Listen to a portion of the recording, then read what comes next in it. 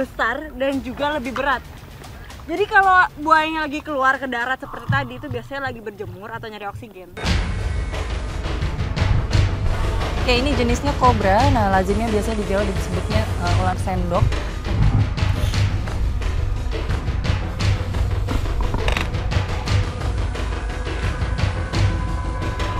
Saya baru dapat laporan dari warga kalau semalam itu ikan di 2 kolam milik warga itu habis dimakan salah satu predator yang ada di sini. Oh ya, dia udah dapetin biawaknya, tapi biawaknya terus nyerang.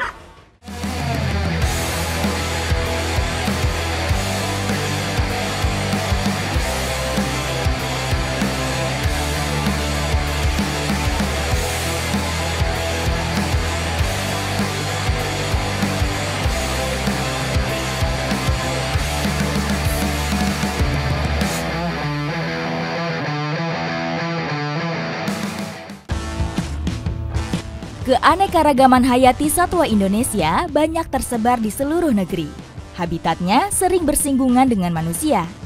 Beberapa jenis diantaranya termasuk satwa berbahaya karena memiliki taring dan berbisa. Meskipun demikian, satwa-satwa tersebut tetap memiliki peran penting bagi keseimbangan ekosistem yang harus dijaga. Namun, fenomena konflik antara manusia dan binatang rentan terjadi. Hal ini disebabkan terganggunya habitat asli mereka karena beberapa aktivitas manusia. Salah satunya yang terjadi di Pulau Bangka adalah konflik antara manusia dan buaya. Petualangan saya kali ini membawa saya untuk merilis salah satu reptil bersama pecinta reptil Bangka.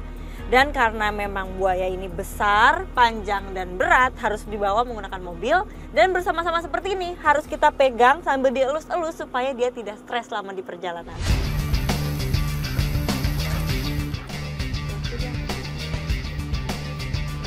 Buaya yang akan dirilis sudah menjalani masa karantina. Hal ini agar buaya bisa beradaptasi dengan lingkungan barunya.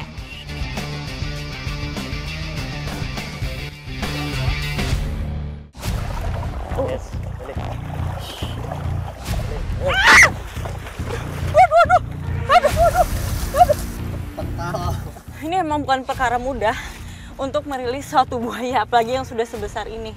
Ini kurang lebih 7 tahun, ya Bang? Proses menangkap dan melepas buaya dilakukan dengan tahapan sesuai standar operasional prosedur yang telah ditetapkan. Personilnya profesional dan terlatih. Hal ini guna menghindari resiko fatal, baik bagi anggota tim maupun buaya yang ditangani.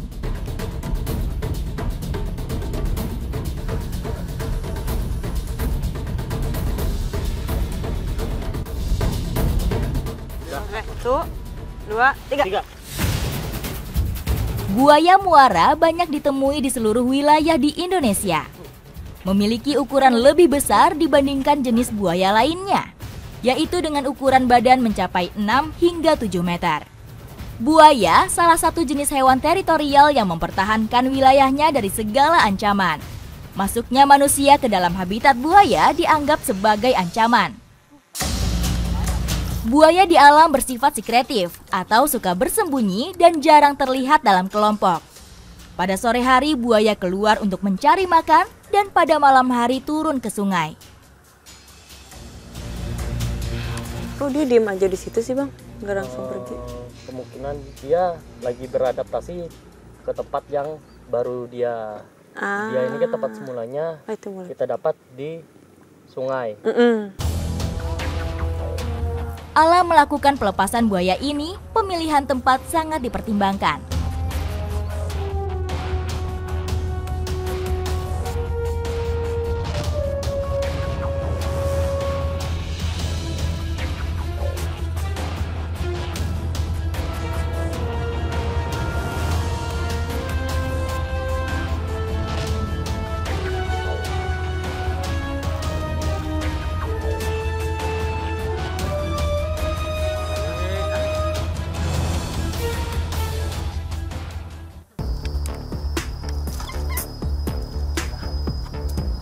Selain melepas liarkan buaya di habitatnya, kami juga melakukan evakuasi buaya yang masuk ke lokasi dekat dengan perkampungan. Masuknya buaya ini biasanya karena terbawa arus ketika banjir.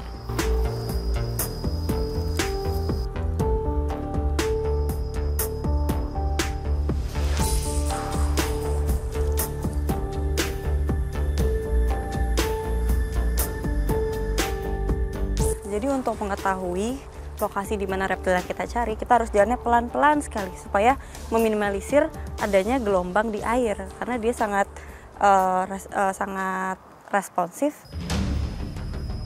Buaya muara hidup di sekitar muara sungai di wilayah Australia, Asia Selatan, dan Asia Tenggara termasuk di Indonesia. Jenis ini dapat hidup di air tawar, air payau, maupun di laut.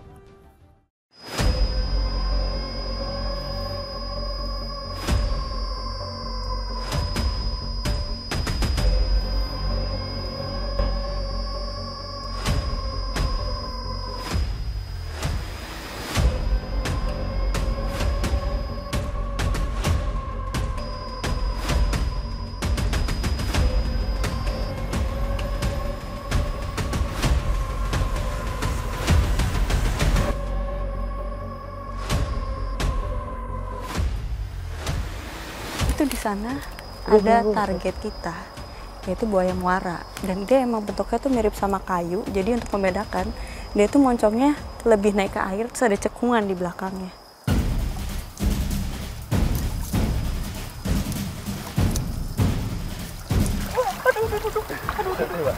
Ini harus hati-hati karena di pinggirnya dangkal, tapi 1 meter aja dari sini itu udah dalam banget. Jadi harus hati-hati. Sekarang buayanya udah tenang di air, jadi kita bagi tugas kita mencar supaya dia nggak kabur lagi karena dia cepat banget pergerakannya. Tapi tetap harus pelan-pelan dan super tenang. Ini kalau udah seperti ini harus dijaga dari semua sisi dan juga harus super hati-hati pas juga nangkapnya. Nangkapnya itu ada teknik khusus supaya buaya ini gak gigit balik. Kecepatan menangkap ekornya saat sudah dalam jangkauan menjadi kunci utamanya. Karena ekor menjadi senjata utama buaya saat merasa terancam. Jadi harus ditangani lebih dulu. Jadi kalau udah tertangkap seperti ini, harus kita pegang dan matanya ditutup. Kalau nggak dia bisa nyerang lagi. Kalau perlawanan buaya sudah bisa diatasi, yang perlu kita lakukan adalah menjaga ketenangannya. Caranya bisa dengan mengikat bagian rahang, kaki-kaki dan ekornya, serta menutup matanya. Jadi karena emang sebelum dibangun infrastruktur wilayah dari air anyir ini adalah tempat hidup asli dari buaya, tapi sekarang kan udah bersinggungan langsung dengan manusia. Nah makanya jadi sekarang sering terjadi konflik, makanya kita tangkap untuk nanti kita rilis atau kita bebaskan lagi di tempat yang lebih layak untuk si buaya ini. Penyebab lain masuknya buaya ke wilayah perkampungan adalah karena kehilangan sumber makanan. Saat itulah, maka buaya akan mencari wilayah baru yang bisa menyediakan sumber makanannya. Bentar. Kayak ada percikan tuh.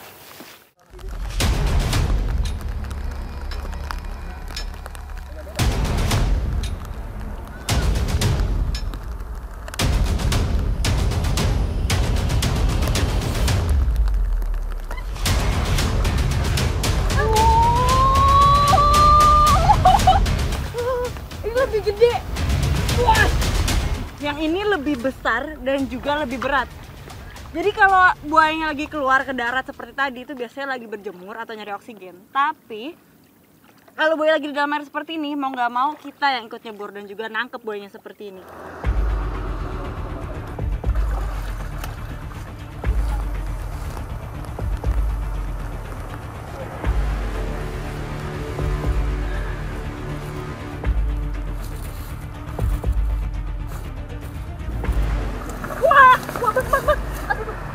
Ini walaupun udah tertangkap dan udah mau diikat, dia tuh masih bisa memberontak. Jadi kita benar-benar harus pegang di tempat yang tepat.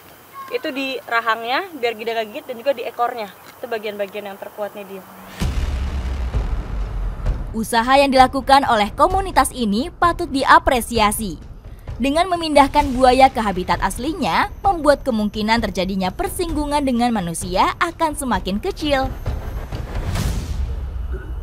Nah, ini kalau sudah diikat dengan baik seperti ini, buayanya akan kita bawa ke karantina. Nanti kalau udah di karantina baru kita lepas atau kita rilis ke tempat yang lebih baik untuk mereka hidup. Biasanya ke tempat-tempat sungai atau perairan yang jauh dari pemukiman warga. Jadi baik manusianya maupun buayanya sama-sama tidak bersinggungan. Ikuti jejak saya, jejak petualang.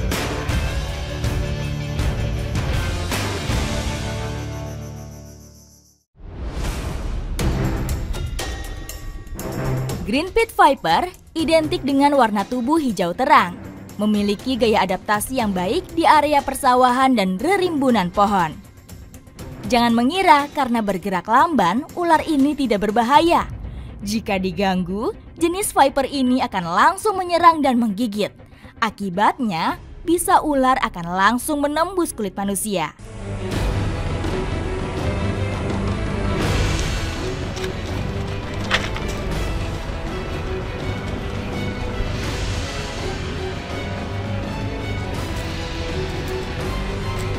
Banget udah ada ular aja ya. Berbahaya sekali ini. Kecil. Walaupun kecil besar ini bisa berbahaya bagi masyarakat di sini kalau kena.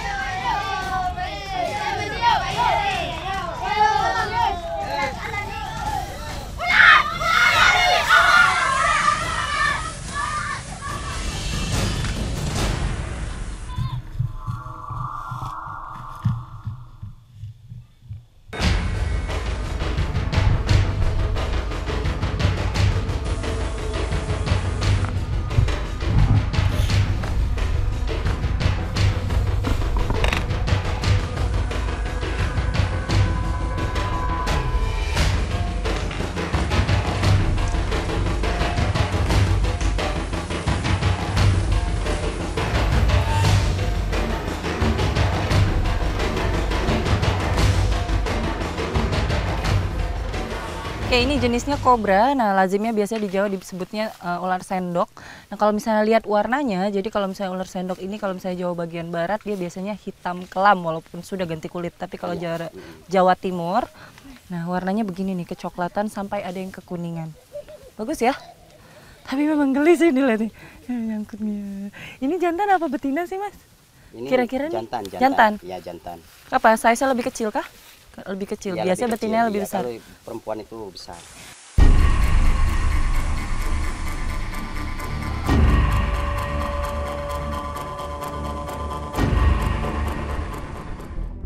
Semakin padatnya pemukiman, membuat habitat satwa liar di alam sering terganggu. Termasuk kasus masuknya ular ke area tempat tinggal manusia. Faktor minimnya pengetahuan penanganan satwa liar membuat warga kerap panik ketika menghadapi salah satu predator darat ini. Kebun dan hutan merupakan habitat asli ular. Reptil melata ini memiliki peranan penting walaupun sering dicap berbahaya.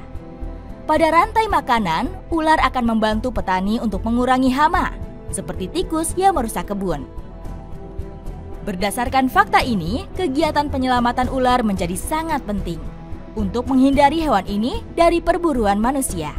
Adanya ular di habitat asli membuat rantai makanan alam tetap terjaga. Nah, jadi rescue ini memang bersifatnya sementara, tapi yang pasti misinya sudah tercapai. Dia sudah kita jauhkan dari pemukiman warga.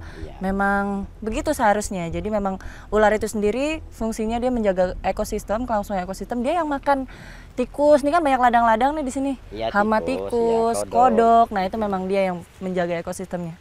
Baiklah, jangan kembali lagi ya ke dekat rumah warga. Oke, Pak.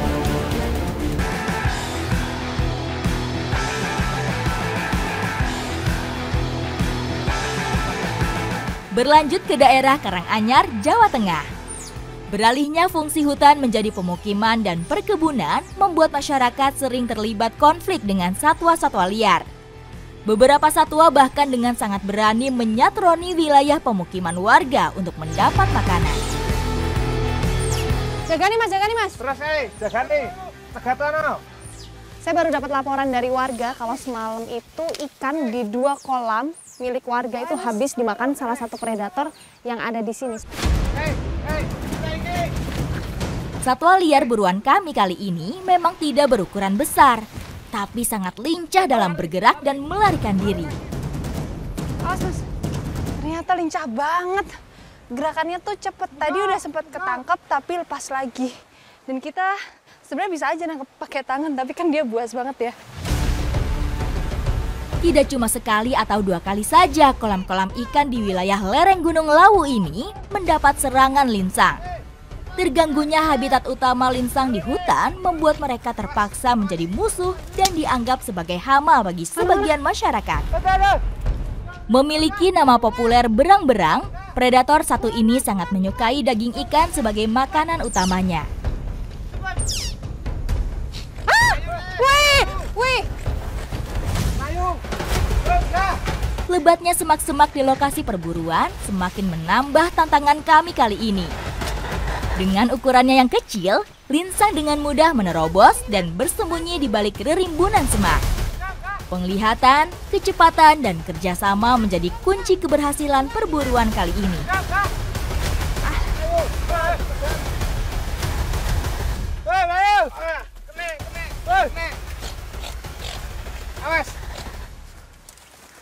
Awas, tutup dari sana mas.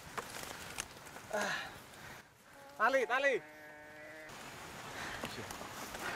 Akhirnya kita bisa nangkep ini nih, namanya linsang.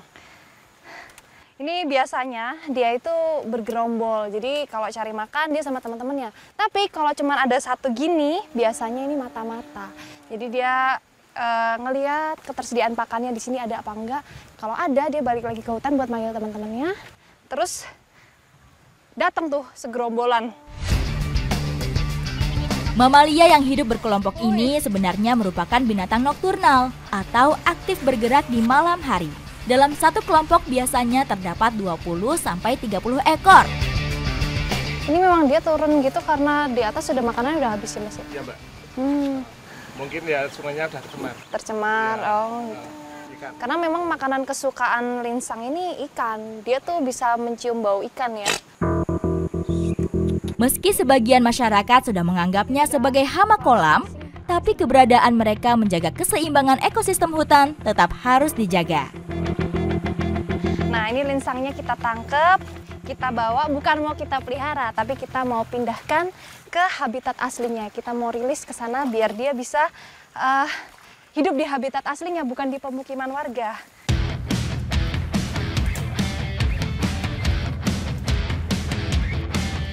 Kita tidak serta-merta bisa menyalahkan aksi gerombolan linsang jika habitat asli mereka tidak terusik.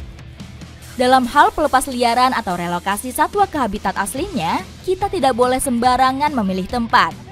Harus dipastikan lokasi baru berada jauh dari jangkauan warga dan masih memiliki potensi sumber pakan alami satwa yang kita lepas. Saya sudah sampai di lokasi yang jauh dari pemukiman warga dan kita akan melepas liarkan linsang. Dan lokasinya itu di hutan, terus harus ada sungai. Karena dia makannya ikan, jadi supaya dia kalau mau makan bisa langsung ke sungai. Ketersediaan pakan alami akan membuat linsang ini lebih efektif berburu di alam. Meski bakal terpisah dari kelompok utamanya, tapi mereka akan lebih aman karena sudah tidak terancam oleh perburuan.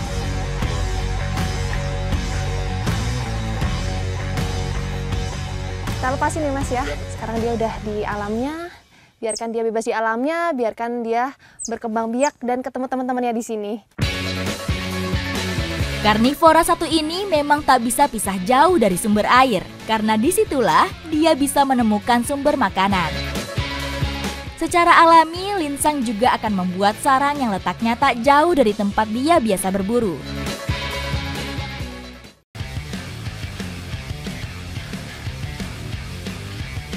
Jawa Tengah menyimpan ragam aktivitas masyarakat yang seru untuk diikuti. Segara Anakan di Cilacap, Jawa Tengah menjadi destinasi petualangan Jodili kali ini. Kekayaan alam di Indonesia nggak ada habisnya untuk dieksplor. Dan sekarang saya sudah bersama dengan Pak Yoto dan Mas Agus mau berburu salah satu predator yang ada di hutan bakau Segara Anakan. Ikuti jejak saya, jejak petualang. Segara Anakan menyediakan berbagai macam kebutuhan bagi masyarakat yang tinggal di sekitarnya. Biawak salah satunya. Dengan menggunakan anjing, perburuan biawak pun dimulai. Sampai di lokasi, insting anjing langsung berjalan. Binatang yang menjadi target langsung diburu. Jadi kita ngikutin arah anjingnya pergi kemana mereka pergi, pokoknya kita ikutin terus. Lolongan anjing sudah terdengar. Itu tandanya hewan buruan sudah terendus. Tak mudah untuk mengikuti pergerakan anjing-anjing ini. Keluar masuk dalam lumpur merupakan tantangan dalam perburuan ini.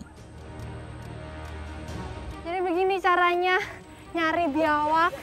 Anjingnya itu lewatin air yang ada lumpurnya. Jadi susah ngejarnya, capek banget. Lolongan anjing semakin kuat terdengar. Menandakan hewan buruan sudah didapatkan. Pak Marioto pun segera mengejar biawak.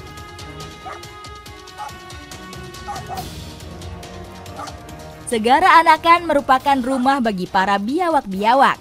Tak heran, dalam sekali berburu, para pemburu biawak bisa mendapatkan banyak hasil buruan. Dan biawak kedua kembali kami dapatkan.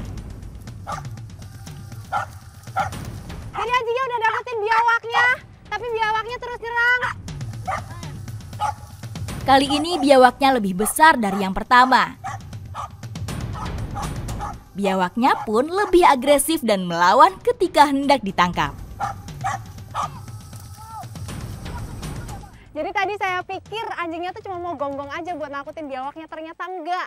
Anjingnya tuh menunggu momen waktu biawaknya nggak noleh ke anjingnya, langsung digigit di bagian lehernya. Biawak merupakan salah satu kadal terbesar di dunia. Sebanyak 53 spesies biawak teridentifikasi di seluruh dunia. Dan 40% dari spesies biawak ini terdapat di Indonesia.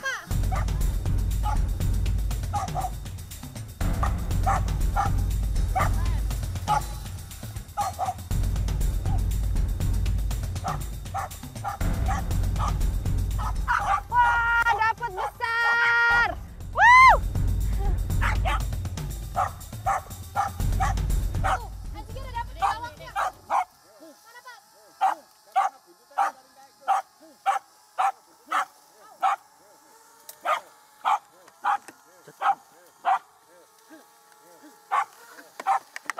Wow, berat banget. Ini besar banget. Berapa kilo nih, Pak? Wow. Ya, sekitar 5 kiloan. 5 kilo lebih. Ini harus hati-hati karena liur dari biawak ini mengandung bakteri. Meskipun terasa berat dalam mengikuti perburuan ini, namun kami mendapatkan hasil yang sepadan. Nih, kita udah dapetin biawaknya, ada 3, ada yang besar, ada juga yang kecil. Ini bisa diapain, Pak, biasanya di sini? Biasanya bisa dibikin minyak, juga bisa dimasak di dimasak. Oh, gitu. Ya. Yuk, ikuti jejak saya, jejak petualang.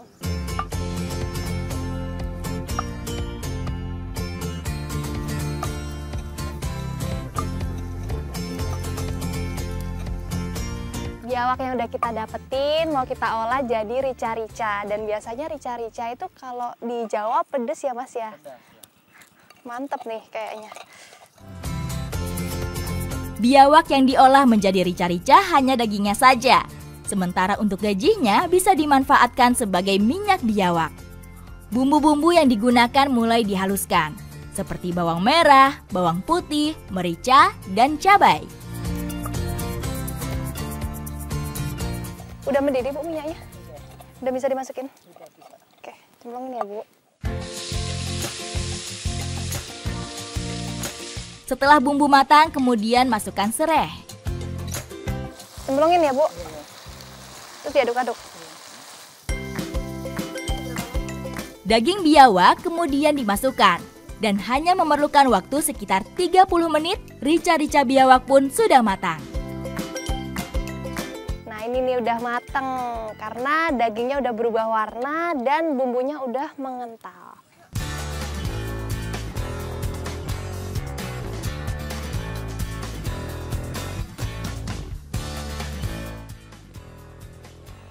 Enak Mas, nambah lagi. Gampang banget. Nambah lagi nih. Nah, Masnya suka nih. Lahap banget Suka Mas. kalau ada nasinya enak lagi. Wah.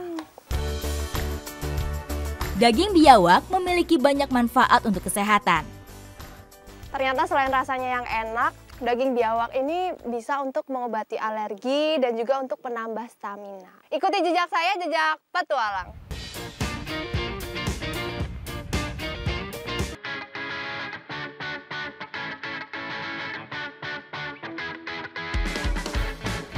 Desa Ujung Manik, Cilacap dengan lokasi berada di pinggir hutan menjadikan banyak satwa liar masuk ke pemukiman. Bahkan, satwa yang dilindungi termasuk macan akar atau belacan ini. Satwa liar seperti ini biasanya masuk ke pemukiman untuk memangsa hewan ternak. Nah, ini namanya tuh belacan atau kucing hutan. Tapi walaupun namanya kucing hutan, dia itu nggak cuma ada di hutan, tapi kadang masuk ke pemukiman warga dan makan ternak yang ada di sini. Kayak misalnya ayam ya Pak ya? Iya, ayam. Nah, sekarang kita mau pindahkan ke Halamannya. ke tempat yang jauh dari pemukiman warga. Ini kemarin makan ayam berapa Pak? 3. Terus Bapak nangkepnya gimana nih kemarin Pak? Nah, ini masuk ke kandang. Ha-ha. Kandangnya saya tutup. Ha-ha. Di situ udah kejebak. Oh, terus udah kejebak ya? Secara bentuk, macan akar ini mirip kucing kampung, namun memiliki bulu halus yang khas dan bercorak seperti macan tutul. Wilayah persebaran hewan yang memiliki nama ilmiah Felis bengalensis ini cukup luas. Macan akar bisa ditemukan di Sumatera, Jawa, Bali, dan Kalimantan. Sadar akan statusnya yang dilindungi, macan akar ini kemudian dikembalikan ke habitatnya.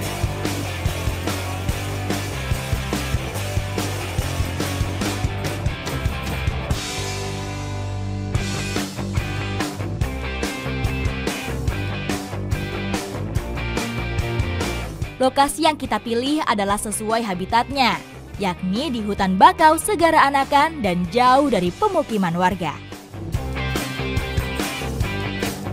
Nah, kita udah menempuh perjalanan kurang lebih 10 km dari pemukiman warga dan sekarang kita akan melepaskan belacannya. Di sebelah mana, Pak?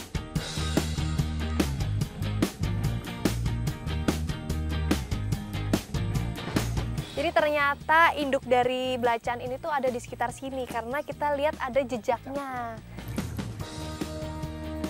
Dan benar saja kami menemukan jejak macan akar. Sehingga lokasi ini cocok untuk melepas liarkan macan akar. Jadi meskipun wajahnya itu lucu, imut, tapi kita tetap nggak boleh memeliharanya di rumah. Biarkan dia berkembang biak di habitatnya. Yuk Pak, dilepas Pak. Dengan melepas liarkan kembali macan akar ke habitatnya, semoga bisa berkembang biak dan tetap lestari. Aduh lucu banget. Tapi kita tetap nggak boleh memelihara binatang yang dilindungin. Biarkan dia bebas di alamnya. Ikuti jejak saya, jejak petualang.